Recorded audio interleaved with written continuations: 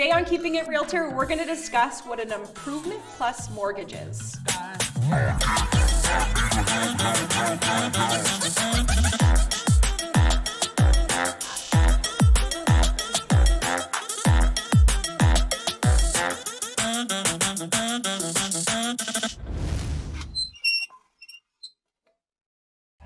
Hi, I'm Agent Amy with the Jennifer Queen team and RE/MAX Professionals, and today I drew the question, what is an improvements plus mortgage?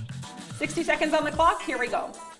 An improvements plus mortgage is where you add a little bit of money onto that mortgage so that you're able to do improvements to that home. So say you purchased a house at $250,000 and you wanted to do some renovations, updating a kitchen, updating a bathroom, doing a fence, finishing a basement, anything like that. You can do an improvement plus mortgage where you add on a certain amount of money to that mortgage, and it will just roll into one equal payment. So instead of getting a loan after the fact and having two separate payments, this would just be one payment tacked onto your mortgage. And then when you purchase the house, you'd be able to do those improvements right away. And I just beat the buzzer.